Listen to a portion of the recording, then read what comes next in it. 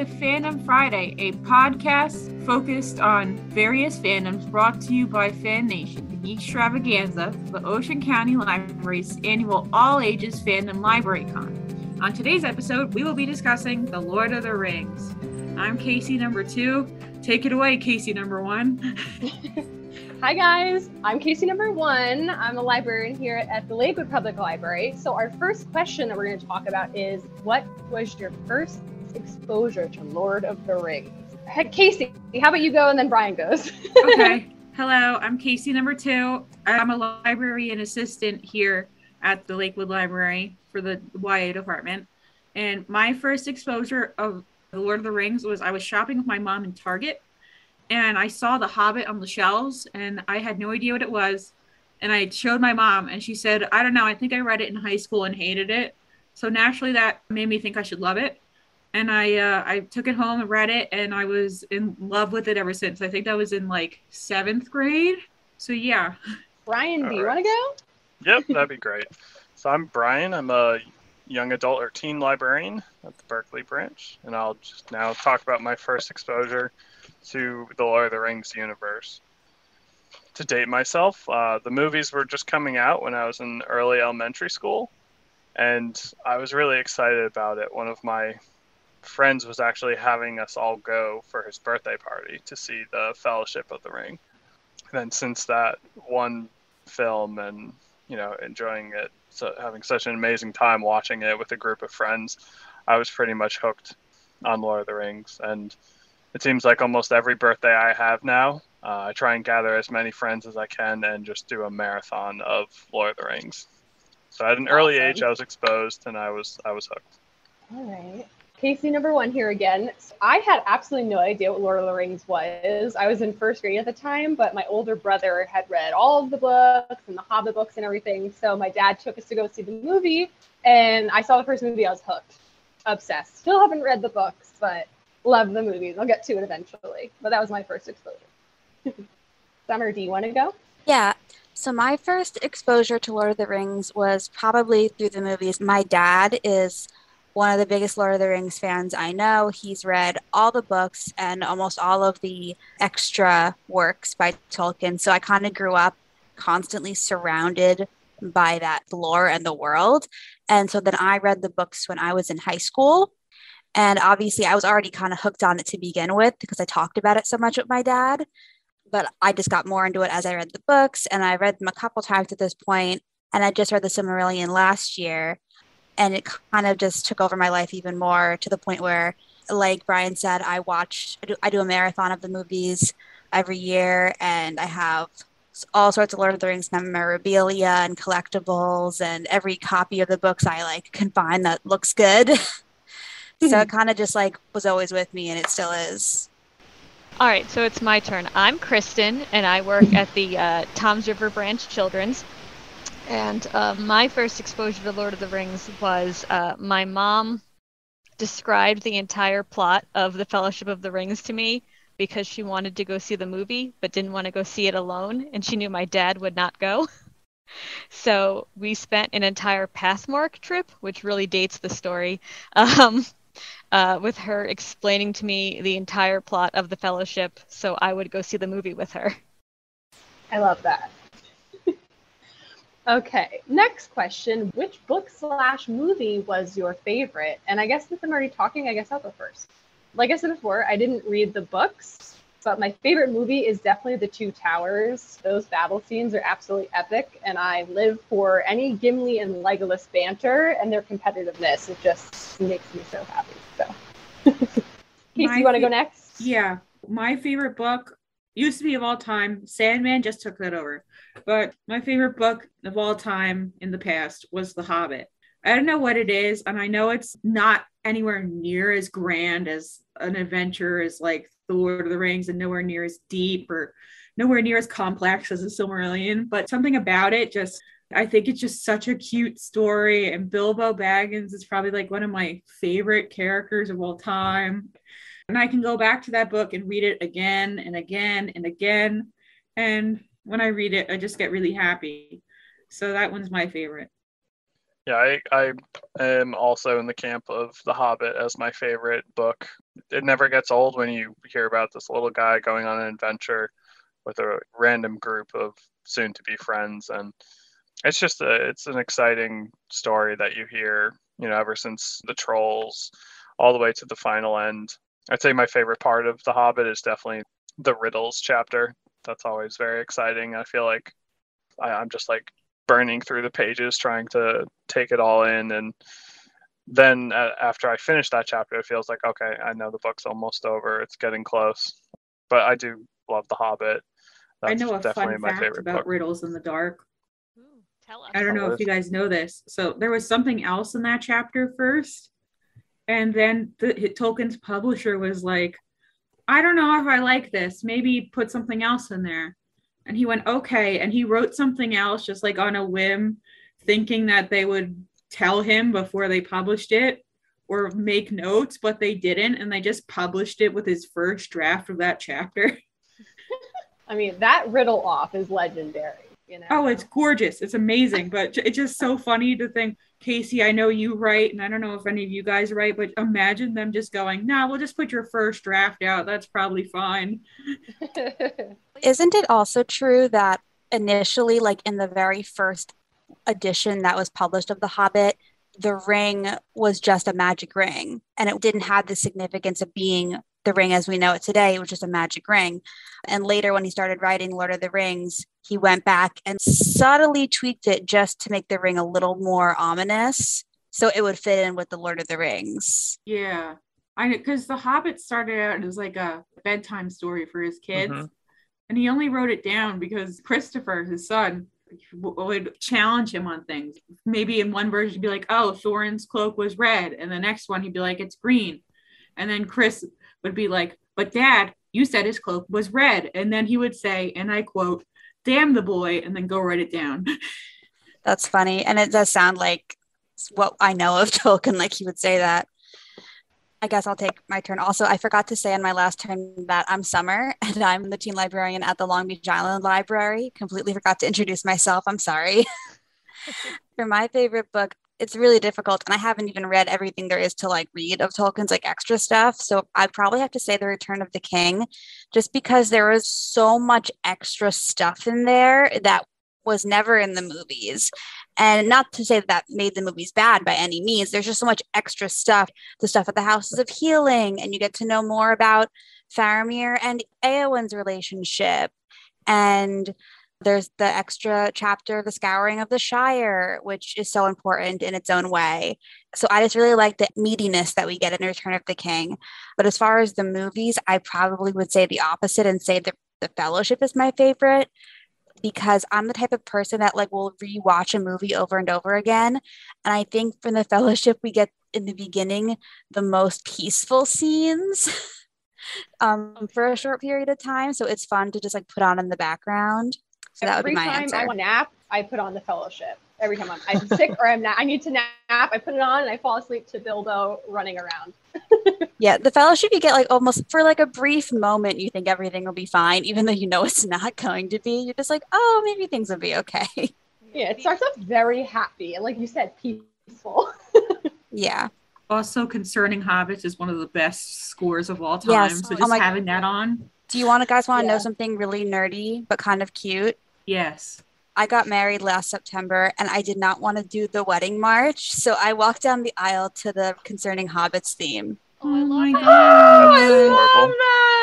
I love that so much. Thank you. It was because I was just like, this is the best music of all time and it makes sense for me. And I didn't want to do like the traditional wedding song. So I respect that. I went to the Tolkien exhibit in the Morgan Library.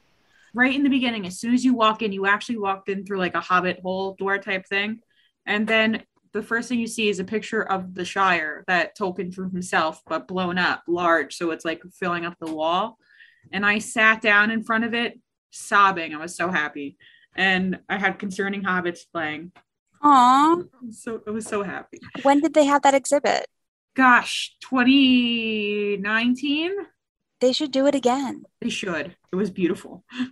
So I guess swinging back, Summer, to your talk about the extra bonus of actually reading The Return of the King. That is something I guess I will say I missed in the film adaptations. I really do love the chapter on scouring of the Shire and kind of how you see the heroes return to once again protect what they love. Where you see Sam or any of the other characters sacrificing and risking their lives, but then you see them come triumphant to do it once more. And I think that is a fantastic part of the whole trilogy, just that one final victory. Yeah, and it also like kind of brings it full circle too, because at the beginning of the series, the hobbits are so isolated from everything else and they're so innocent in that sense. But at some point, it kind of becomes inevitable that they have to lose that innocence. And the Fellowship, the hobbits in the Fellowship obviously did by fighting in a war.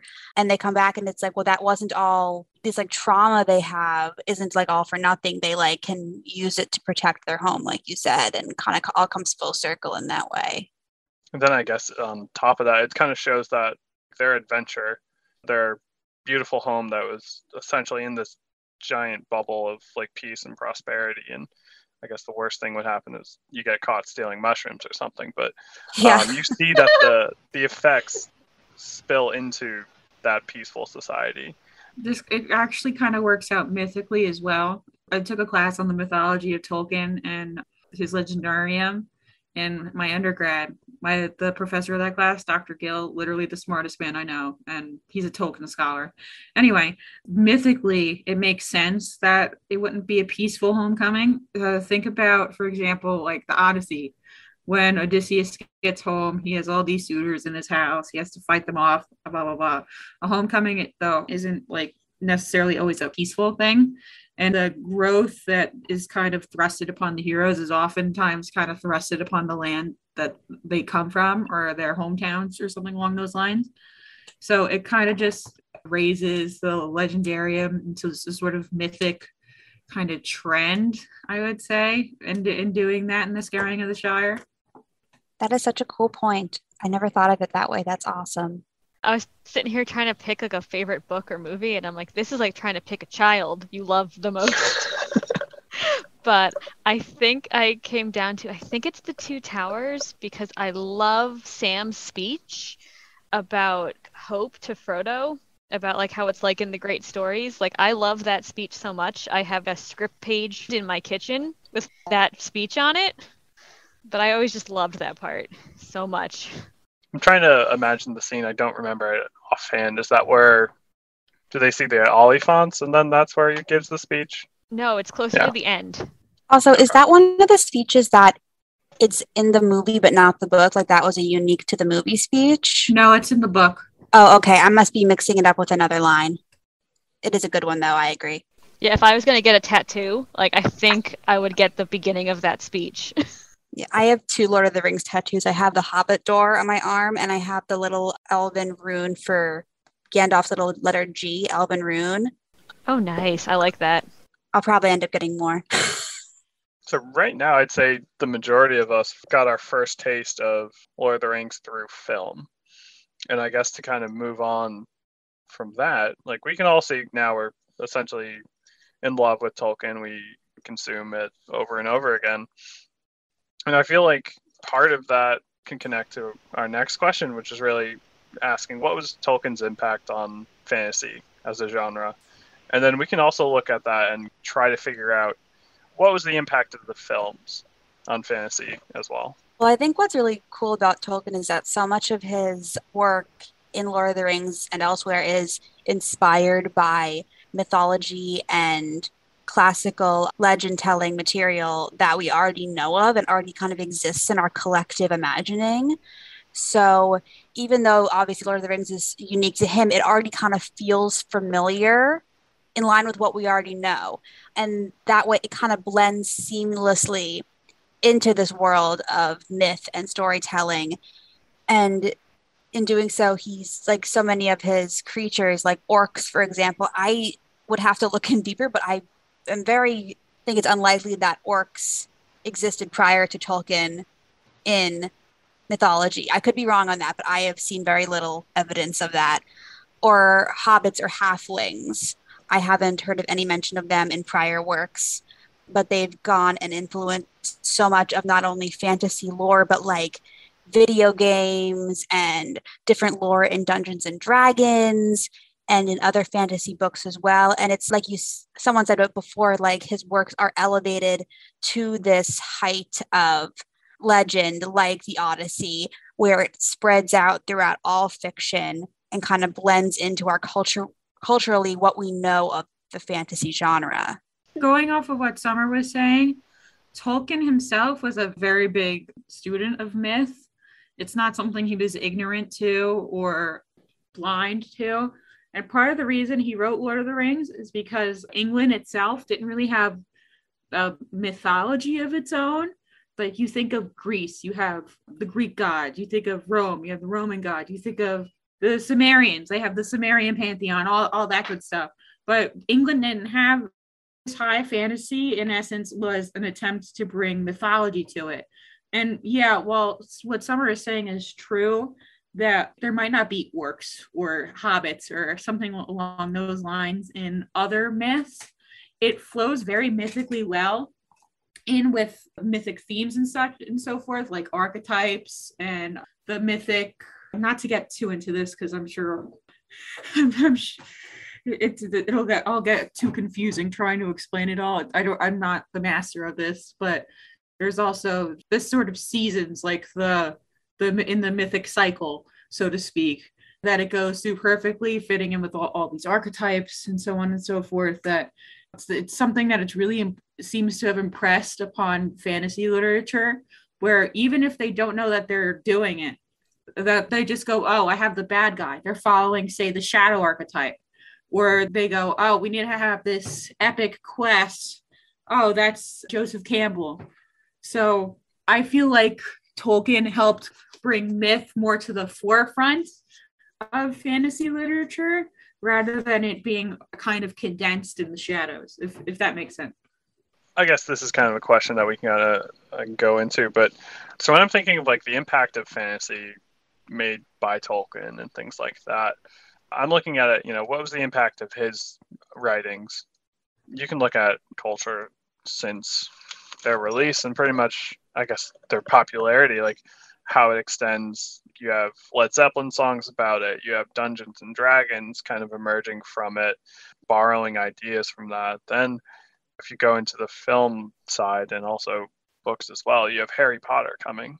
If it weren't for someone who crafted such a intricate and marvelous fantasy world, it's kind of like, where would this genre be without Tolkien?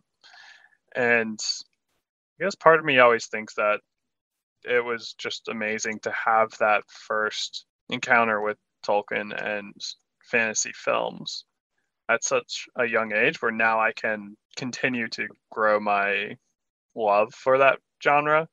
And I can kind of see other people enjoy it and see new adaptations of it, which is just amazing. We'll always have, I guess, our own connections to the stories, and then we see new renditions of what is an orc, what is a villain, who is going to be the bad guy in this fantasy world, who is going to be the small hobbit, bringing up some triumphant accomplishment. I was going to say the book series that I always felt like I could tell the author loved Lord of the Rings was that teen series Aragon with the dragons. I feel like the first time I read that, I was like, oh, someone read Lord of the Rings and really, really liked it and wanted to make their own kind of version. Yeah, I definitely agree with that. That was resonated well. And I remember reading that one too. And it's like, oh, this is a good one. Again. Yeah. You're like, wait, I read this book. So again, like my opinion's coming from, I just saw the movies, but I feel like at least the movie side of it completely opened up the world of fantasy. I know Harry Potter, the first one, came out that year as well. Actually, I think Harry Potter came out a month before Lord of the Rings did.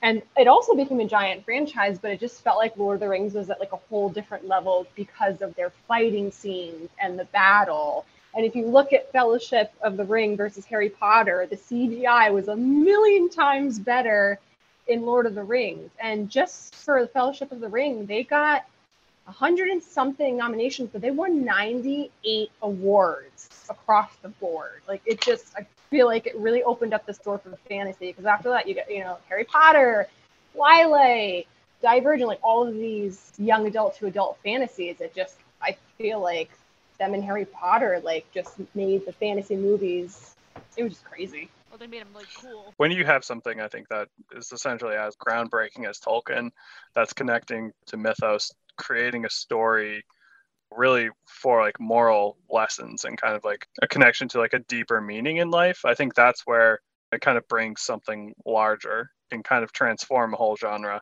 Summer, I believe, I don't remember which Casey, you were mentioning you took a class on this and learning about the history of Tolkien and his writings. You understand that this is coming from someone motivated to share this moral story and the triumph of the little guy over like the most powerful evil in the world. I never got a chance to read any of the writings between him and C.S. Lewis, but you can kind of imagine the messages and the signals to form the Christian hero overcoming a triumph over evil. So I always thought that was interesting. But if you ask Tolkien, he'd say absolutely nothing in his story is an allegory. Whereas if you ask C.S. Lewis, he said, I will jump off this cliff if people don't realize that the lion is Jesus. Some people still don't get the lion's Jesus. Yeah, and I think the difference is that with Tolkien, he's definitely taken inspiration from existing myth, but it's embedded in a way that's more seamless, I feel. Not to like diss C.S. Lewis, I love C.S. Lewis too, but his is a little more on the nose, in my opinion. It's true. Oh yeah, you can't miss the metaphor in the Narnia books. Like, it's right in your face. Yeah, especially because Tolkien, I think, takes inspiration from a bunch of different pantheons of mythology. Even the invisible ring, that's a thing in Norse mythology. It doesn't have the same power, but the ring of invisibility definitely is, I think, one of the gifts the dwarves in Norse mythology make. But then if you look at the Silmarillion, a lot of the Valar are very reminiscent of gods from lots of different pantheons. So it's kind of like, it's all encompassing. So what's something from the Lord of the Rings universe you wish actually existed? So for me, that would be the elves. I think the world would be such a better place with elves. The environment would be so healthy. And I don't know, I just feel like everything would be so much easier on a very intense level. Just great people, great people. I always wanted Lambris bread to be real. Because first of all, I love bread. Bread's great. And I just think it'd be so awesome to have bread that you could snack on and be full for a whole meal. Yeah, that was what I was thinking as well. Just having a little bite and then you're full and you're good for like a whole day. Yeah. So yeah, Team Lambus bread. Especially with these grocery prices. I need all like 7 Hobbit meals, I think. I just need like, I want to eat that much in a day. And well, I guess hobbits aren't canonically thin. They're sort of, Tolkien admits that they're kind of fat, but like I wouldn't mind. If you're a hobbit, they'd be like, who cares? Have fun. Oh yeah, when everyone's fat, nobody's fat. Exactly. Exactly. That's a good point. I think maybe we should push for all 7 meals. Yeah, I could go for some 11sies. I actually do eat like a hobbit because I have low blood sugar. I'm hypoglycemic, so I literally eat the same times that hobbits eat. Like, I never stop. Something else I really like, this is, maybe you guys will agree to this, when they have drinking songs and stuff, and I guess they did that back in the day, but they're just so fun. I don't know if you guys have heard, it was Dieter Hollins and Hank Green. Which one's the writer? Is Hank Green the writer? It's his brother, so his name might not be Hank. They're both writers, both of them now, John and crap. Hank. I don't remember which one is which, but he does a song with Peter Hollins, and they do the song for the Green Dragon. They do like a Took melody, then they do That's What Bilbo Baggins Hates, and then Bilbo's poem, which is actually Biffer's poem in the movies, which he's stealing my boy's thunder, but it's just so fun to sing out loud with friends. I was gonna, oh sorry. No, I was gonna say, that would be great just to have like sing-alongs all the time. You hang out and have a nice meal. The Green Dragon really gets me going. Like, I'm ready to work out and do whatever when that song is on. I was just going to be boring and be like, I mean, I couldn't really think of like an item in Lord of the Rings that I would want just because I feel like it wouldn't be practical to my life here. But I was just going to say like a place like I wish the Shire was real because that's like my ideal, Yes. that's my Oh, ideal place yes. to live. If I had my ideal like home and town and scenery, it'd be the Shire. I want to go to New Zealand and visit it so bad. I don't know how they'll get me to leave, but There's a rumor they're going to put a Lord of the Rings section into the new Universal Park. And if they do that, I'm just going to live there because it's supposed to be like a Shire walkthrough. you'll catch us Yeah. all there.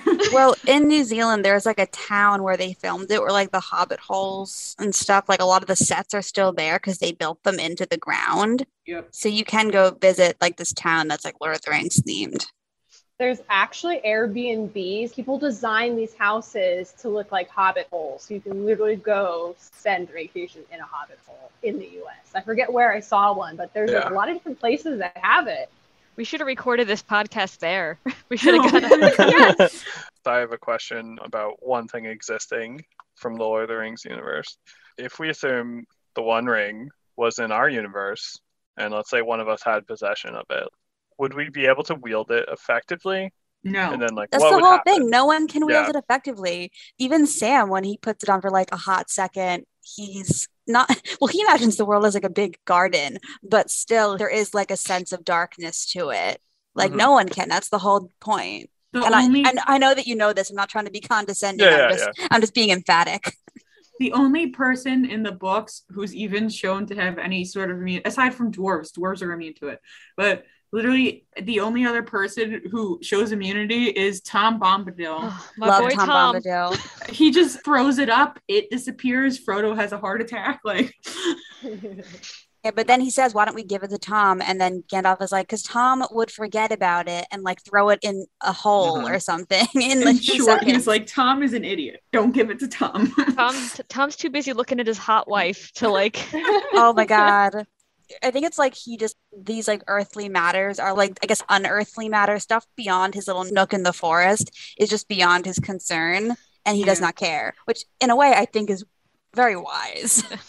Yeah, I have a friend who hates Tom Bombadil, and I send her pictures of Tom Bombadil, like texts every couple months, just a random picture of Tom. How could she? She hates it. Why? She thinks he's really annoying and doesn't make sense. And I'm like, you just don't understand. Well, I think people are very split on Tom. Well, because there's so much discourse about who Tom is, and everyone thinks he has like a secret identity. Whereas the one that I've heard that makes the most sense is that he's not a secret person, but more like a representation of the powers of Arda and Middle Earth as a result. He's this embodiment of the earth itself, or like a metaphor for it. The one thing that I heard that's always interesting to consider is in Celtic mythology, there's always usually a guy who's really old and all he does is just wander around and he's been there forever and no one really knows where he came from, but he's just there. He's just a guy. Ooh, that's cool. That's how I kind of consider them. And then eventually they die. He just goes, I don't feel like doing this anymore. And then they die. But that's what he reminds me of. He reminds me of that. And then the wife, Goldberry, her name's Goldberry, I think. She reminds me of the sovereignty goddess who gives permission to go on quests. I'm getting way too in depth. I'm sorry. No, this is super cool. And I want to take this class. I'll tell Dr. Gill. But like, I'm done with school and never going back. It's okay. I'll tell Dr. Gill. He'd let you come. We can all just audit it. We'll just audit the class. Or can he come to, can he do like a Zoom conference? Can this be a training? A Lord of the Rings training seminar. Please? I wish. Fantasy book recommendations. We gotta learn how to do book talks on fantasy. Oh, there you go. You see? Did everyone answer that question? I think so. I think so, yeah. Okay, so when you think of heroes in Lord of the Rings, who do you think of? I mean, obviously Brian said this. Sam, right? Yes. But for me, my answer is actually going to be Gandalf. That wizard has organized so many world-saving groups of people, and he has fought at the front lines of every big battle. He's always there for whatever's going on. And he died fighting, came back to life, and continued to fight, you know? And then, of course, side note, Sam is just the best friend anyone ever had. He's great. I mean, if I had to pick a team, he'd be on my team because he'd keep me going. But Yeah. The weird thing about Lord of the Rings is that there's more than one person that you could classify as a hero in the story. Partially because you know how I was joking about C.S. Lewis being the lion is Jesus, and anyone who doesn't see this I need to die. Lord of the Rings, there is sort of a Jesus archetype, but it's split among three characters. There's Frodo, there's Aragorn, and there's Gandalf.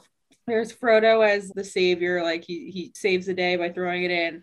There's Aragorn as the king, and Jesus is like the king of heaven. And then there's Gandalf, who's the sort of magic, mystical aspect of Jesus with his returning from the dead and stuff like that. That makes so much sense. I love that. Yeah, and Tolkien was a really devout Catholic at the end of the day, so you can't discount those symbols. Oh, yes. They're so inherent. With all that said, the only true answer is Sam. Yeah, what I like about Lord of the Rings, because I was trying to think of like a clever answer to this, because I do agree that your mind goes to Sam first, because he is this secondary hero that's really the primary hero when you look at it the right way. What I was thinking of was that there are all these big heroics, like there's the sacrifice, and there's the battles, and there's Eowyn defeating the Witch King. But there's also a lot of emphasis on small heroics, small acts of bravery that aren't really noticeable, but turn the tide in the long run. When I was thinking about what book was my favorite, and I was thinking, well, like Two Towers is not really my favorite, except for the fact that I love the chapters about the Ents. And that got me thinking about if Merry and Pippin hadn't been taken away by the orcs, they wouldn't have escaped from the orcs. And if they hadn't escaped from the orcs, they wouldn't have met the Ents. And if they hadn't had met the Ents, they wouldn't have been able to raise the Ents in war against Isengard. And that really turns the tide of the battle in a big way. And Merry and Pippin are responsible for this. They're the one who kind of encouraged the Ents to get talking about, because the Ents are kind of like, we stick to our own business. We are separate from the endeavors of men. And Merry and Pippin encouraged them to think about themselves in the bigger picture of Middle Earth.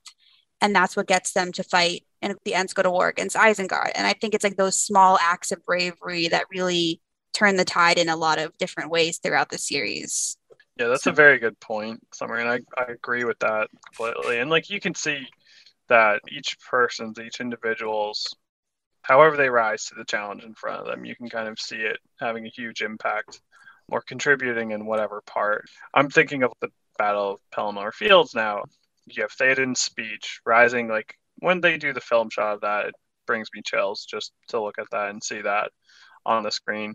And you can just see like each man, whether they're grizzled and old or if they're like a 16-year-old going to battle for the first time, you can kind of imagine how they're sacrificing their lives to rise to this great challenge in front of them.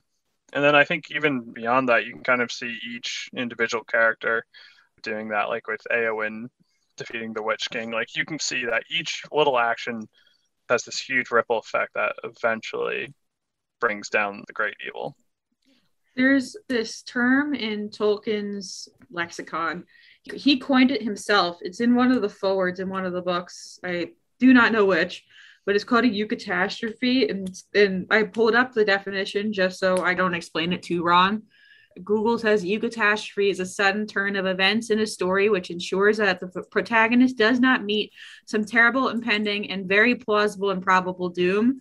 So a lot of times it's these little acts that people do that bring about this eucatastrophe. For example, when they're fighting in Helm's Deep, they feel like, oh, they're back against the wall. They got all this stuff going on. Then boom, help comes, eucatastrophe. Or Frodo and Sam, oh, they're on Mount Doom. They're going to die. Boom, the Eagles come, eucatastrophe. And it's just based on someone make the decision of helping someone else out or going, oh, we need to just make these small decisions that you might not think twice about in reading it. But once you see the eucatastrophe happen, you're not like, oh, that makes no sense that Helm's Deep is going to be won because help came. You saw it happening from players and decisions made behind the scenes. Totally. Yeah. I love that. I guess I'll be different. And I'll say when I think of a hero, I really like Faramir. Faramir's he's like just a guy who's trying to go about his day, sort of. Or Faramir. I love him so much, and he's so different in the movies, so people don't always get it because like the book him is very different, but he doesn't care about the ring. He just wants to take care of what he's doing. He's like, leave me alone. By the way, Faramir is Tolkien's self-insert. You can kind of tell because he's so great. I also thought Tolkien's self-insert was Beren and Luthien because on him and his wife's gravestones, they have Beren and Luthien. So I always thought that was his self-insert. In the Lord of the Rings, his insert is Faramir. And then Beren and Luthien, yes, that's Tolkien and his wife. Oh, very cool. I was also going to say, I really love Pippin so much. Yes. And I'm so sad. Like in the books, you understand more that like hobbits consider like age differently. So like Pippin's like a child they brought with them on this, like he's like an old teen they brought with them on this journey. So like all the dumb stuff he does makes so much more sense in the book when you're like, you brought like a 17-year-old with you. What did you think he was gonna do? You know, like yeah, now he has trauma. I love when he befriends the kids in Minas Tirith in the third book. Like I love that little chapter because you get to see the world from a different point of view. How the kids are viewing what's happening is so different than all the people who are like involved in it. Yeah, we don't really see a lot of kids in Lord of the Rings now that you bring it up. Like very few children in Lord of the Rings. It's like just Peter Jackson's. He's like, put my kids in this movie again. They're in all three. Yeah. I'm like, wait, I've seen that kid before.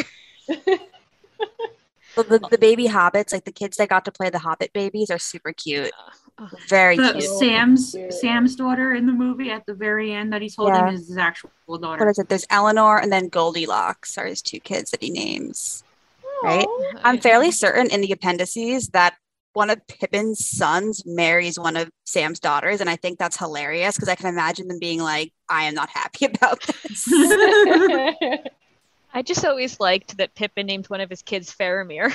Yeah. I think that's the one that marries Eleanor or Goldilocks. Yeah. I really need to read these books because I didn't know about any of this. This is your homework assignment now. I have them. They're at home. I just need to read them. That's great. I still need to read the Silmarillion. I feel bad that I'm talking on this podcast without it. It's like, I mean, I've only read it once, but I'm going to read it again. Also, a hot tip. I don't know if we have a question scheduled for extra material outside of Tolkien, but there's a podcast I listen to called the Prancing Pony Podcast. And literally what these guys do is if you go from the first episode, they go like chapter by chapter through the Legendarium, so through the Silmarillion and then onto the Lord of the Rings. And they just deep dive into like every nuance of it. So it's kind of like getting a Spark Notes of the Silmarillion as you're reading it, because I read it first and then I listened to the podcast, but I'll listen to it and be like, oh, I didn't see that the first time, and so now I want to read it again.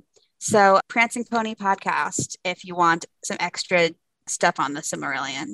I just added it to my Spotify. I'm excited. The Silmarillion is it's such a dense read, but it also has some of the coolest and most, I don't know if I'll cut this out if I'm not allowed to say it, bad like imagery, like gas. And just like which one faces down Morgoth? Is it Fingolfin or Finn? Yeah, Fingolfin I think is. Yeah, that it's just like a one person against the giants, and then he just gets stepped on.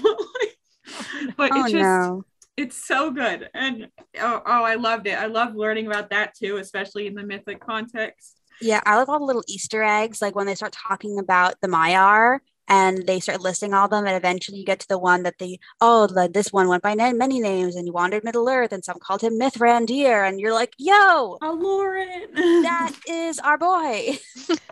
Since we're talking about the Silmarillion a little bit, I think it might be good to talk about the last question, which is, what are you excited to see in the Rings of Power TV show? Well, speaking of, just because I was just talking about the Maiar.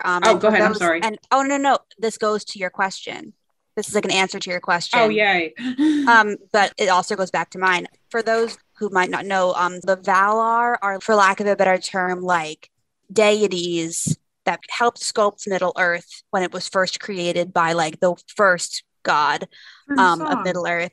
What? Through song. Yes, through song. And the Maiar are like the lesser deities. They're like one step below the Valar, and a lot of the wizards who came to Earth were the Maiar, and they took on the form of wizards when they started walking Middle Earth.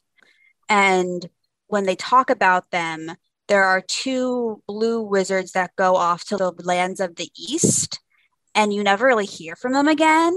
And so I was like, I wonder if we're going to get a little insight into what they did when they went over that way. I'm going to be the party pooper. You think they just are dead? I am terrified for this show. Do I want to watch it? Yes. Do I think it has the potential to be cool? Yes. But this is Tolkien's baby. There's a reason he didn't finish writing it when he was alive. There's a reason no one has ever made an adaptation of it before. It's because it's nigh impossible to do what the justice deserves. And it's just crazy complicated and convoluted. Like, yeah. Well, I don't think that I have faith. I do have faith, but I'm so nervous because if they mess it up, I'm going to be so angry. Well, I don't think they're doing the Silmarillion like chronologically. I think they're taking a few excerpts of it. It's kind of like how, you know, the musical, The Great Comet of 1812. Yes. Yeah. Literally, the whole musical is written based off of 100 pages of War and Peace. I think it's kind of going to be like that. Like, they're going to take excerpts of the Silmarillion and do those because it would be too much of an undertaking to do the Silmarillion from front to back. Still scares me. I'm just pessimistic. I also think that that's part of the reason that I think we judge things too harshly. I am one of these people who judges things too harshly. And I think I'm trying really hard to not be that person so that my enjoyment doesn't get spoiled. I am definitely that person and I have no control over it. Like, I really want to like it, but I also feel like when they started showing it, it doesn't look as nice. The original movies hold up really well. And I feel like just landscape shots and stuff, I'm like, no, this does not look as good as a movie that came out 20 years ago. It's because our world is falling apart. Oops. I think Amazon Prime does put out good content for the Good Omens Oh, I show. loved that. I was so really good. I was also nervous they wouldn't do it justice because that's one of my favorite books of all time, and they did an amazing job on Good Omens. So I think I could give them the benefit of the doubt in doing this show. I just don't want to be disappointed because the movies were so amazing that it's just there's just like a lot of pressure on them. I kind of feel bad for the showrunners. Like, hopefully it'll be amazing. But I'm really excited to see Sauron's backstory. Again, haven't read the books, whatever, but like in the movies, he's just giant, mighty metal man. Yeah. You don't know what he looks like. He's just in a metal suit, and then he's a flaming eyeball. So it's going to be really cool. I have something funny. I have something funny about this because I've seen a lot of like memes online about it. How in the Silmarillion, sorry to talk about the Silmarillion so much, but in the Silmarillion, you find out that like Sauron kind of modeled, because he was a Maya, and he modeled his form after the elves because that's who he like was among the most for a long period of time. And all the memes online are like, they are going to make Sauron too hot, and then we're all gonna be obsessed with Sauron. And we know he's evil. And we know what happens to him. And it's not going to be good for the viewer. Yeah, Sauron's backstory, a little spoiler, is he's the lackey of the emo dude.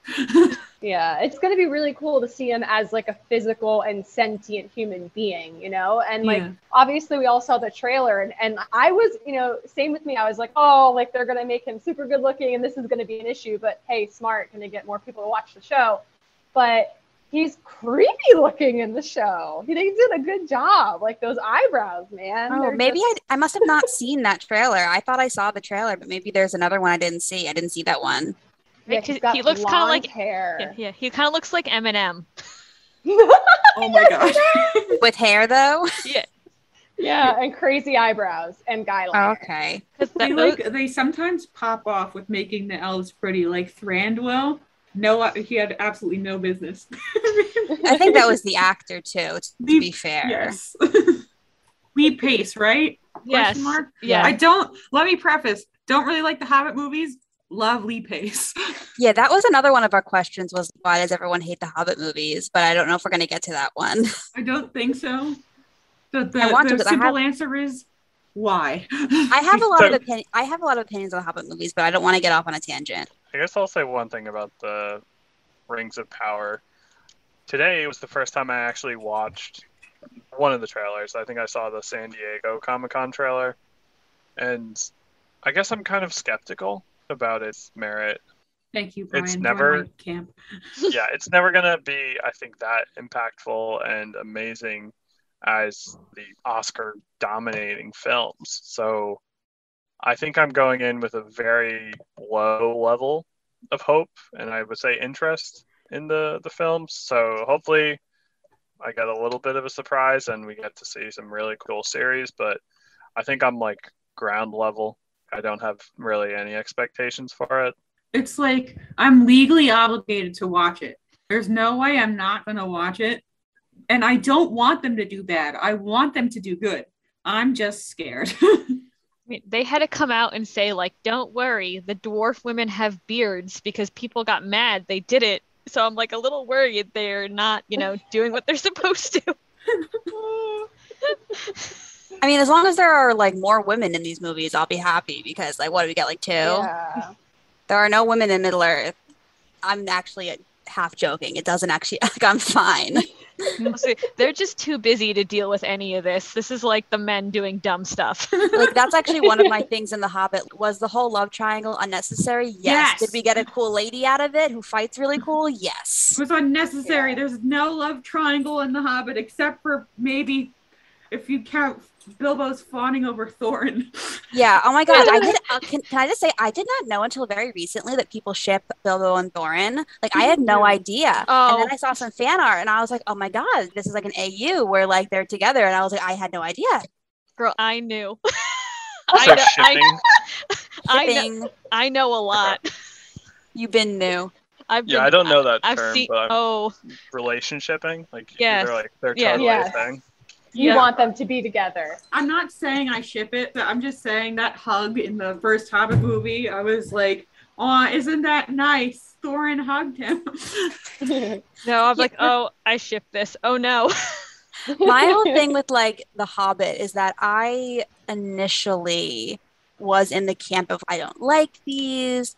They're not as good. There's a lot of unnecessary extra stuff in it. And there's nothing wrong with thinking that. This is just my personal experience. But then I kind of had to think with myself over time. And I was like, maybe I was too harsh on it. Because at the end of the day, it's the world of Lord of the Rings. And when we go to Lord of the Rings, we just want to be encompassed in that world. And I rewatched the first movie and I kind of like went into it thinking like, I just want to like have a very non-judgmental experience. It's like, you know what? I still do feel encompassed in the world of Lord of the Rings when I watch this. I still get that feeling. And at the end of the day, that's what I come here for. My problem with it is that I'm trying to remember the name of the villain. Does anyone remember it off the top of their head? Oh, there was like 2 The like white really orc. The White White Orc, Orc. yeah. Yeah, he's like albino. yeah, whoever he Yeah. is. I forget his name. Then the reason I forget his name is because in the book, he is in one sentence. Azog is his name. He's only in one sentence in this book. And then there you go, dang, let's just make him the main villain, I guess. There's so much stuff that they could use and they could make to make the movie as good as they could, or stuff they could pull from there. Instead, they were like, we're going to add stuff into it. And what they should have done, and we were all talking about this earlier, spoiler alert, we talked before this, guys. It would have been much, much better if they had known going in, okay, this is going to be 3 movies, and they could decide where they were going to split it. So if it's not split, so like you have, okay, we're going to get through up until Out of the Pan and Into the Fire in The Hobbit, and then the first one, and then the next one, we're going to get all the way up to the mountain, and then the last movie is going to be the only like 30 pages of the book. When I first watched the first movie, I really enjoyed it. And when I rewatched it, not so much. And just the movies are very long and drawn out. And I feel like there's super goofy, happy moments, and then it gets like really, really dark. And I feel like all those different types of scenes weren't very cohesive and didn't flow very well. Mm-hmm. Yeah, I mean, I just wasn't a huge fan, but I said this before, the riddle off, because I love Schmeagol / Gollum. Like, he's probably one of my favorite characters. He makes me laugh. But that probably was like my favorite part of the entire thing in like the first movie. The rest of it, I was just like I recently watched the Battle of the Five Armies. Yeah. I just had a question. Like, I feel like when The Hobbit was made, I feel like I could be remembering it wrong, but I feel like that was a point in time where a lot of movies were doing like several parts. Like the seventh Harry Potter movie, they did 2 parts. The last Twilight film, they did 2 parts. I think a lot of movies were breaking up singular stories into trilogies. Was it just a popular thing to do at the time? Because that's what it felt like. I think they wanted to do it in 3s because The Lord of the Rings was in 3s. Also, they make more money. That's true. I watch a lot of the behind the scenes stuff for these movies, and if I'm remembering right, they were finishing up the second one and they realized they filmed too much.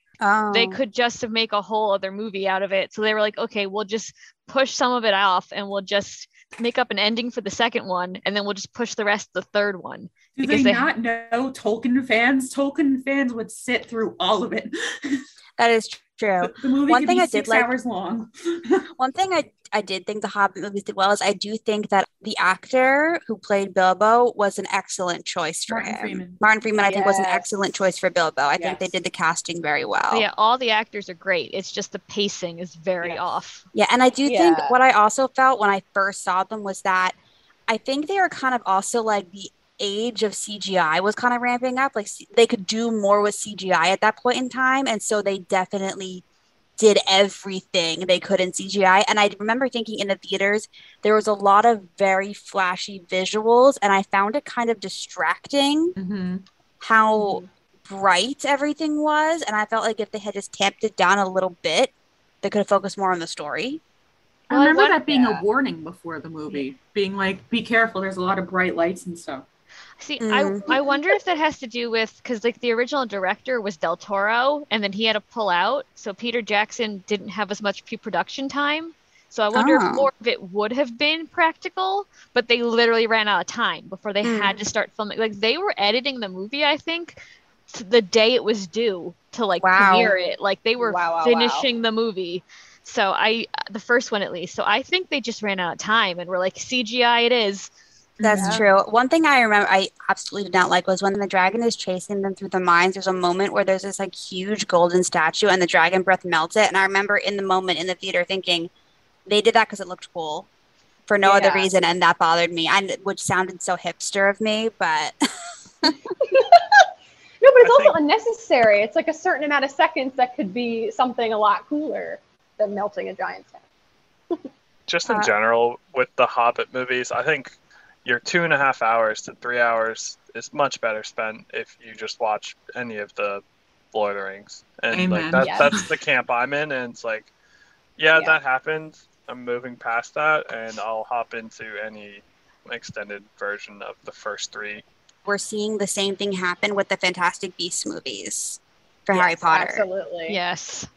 They're like trying to milk as much out of this franchise as we can, but we're not really listening to what the fans want to see. Yeah, because they're ruining the quality of the films when they're doing that. It's the cash grab. The story is there and back again, not there, over there, and then there again. So, like, splitting it into a trilogy makes no sense, and it's a cash grab. Yeah. So I heard or saw something somewhere that apparently if Peter Jackson had his way, that each film, or no, the whole series or something, I could be getting this wrong, but would be like 18 days long if they didn't like cut out all of the scenes. And I was like, why couldn't we get that version? I'll watch that. Me too. Like I said, we'll watch anything. Yeah. No. I guess we can add on a final question. Wait, can I just say one more thing? Yeah, of course. I was going to say, for lack, like we've been saying all the things we don't like about the Hobbit movies. One thing I really did like was at the end they made sure to include the Bilbo coming back to an estate sale of his house. Oh, I love that. And specifically that Lobelia had his silver spoons because in the beginning of the Fellowship he gifts her the remainder of his silverware as a birthday present because she already stole at least half of it. So that I really did like they added that. The king of petty, that Bilbo. We love the Yes. petty. Sorry, Brian, you can continue. Yeah. I guess like one question, we're talking about how fans will sit through hours and hours. One question is, how many times have you guys done a Lord of the Rings marathon? And then, Kristen, you were saying in our group chat before that you've done marathons of the behind the scenes, like with the voiceovers on it. Oh go yeah, into that? I've watched the movies like extended, and then I've watched them again with the commentary on. I don't know if you guys ever did that, because the commentary is by like the whole cast, but they're all like separate. So sometimes you get a scene and it's just all the guys who played the hobbits talking. Sometimes it's Orlando Bloom talking about how he had no idea what was happening in a scene. He was just standing there. Are those on like the special edition DVDs? Yeah, they came Because with that. I do have those. It was a Christmas gift. So maybe I'll do that next time. Yeah, there's so many like stories, like there's so many jokes that me and my friends have that are from the commentary. Like, not from the movie, from the commentary over the movie. Amazing. Love that. I'm more likely to binge the books than the movies, which is strange. But the one time I did binge them religiously was I was in high school. And my sister didn't feel like doing her chore that one day.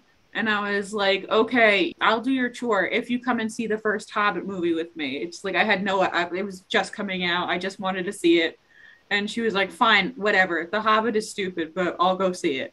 That's literally what she said. And then she was like, oh my God, that was great. And I went, well, there's the whole Lord of the Rings that you could watch. And then we watched every single movie together. She loved it. Now she plays D&D. Her high school self would be so embarrassed, but here we are.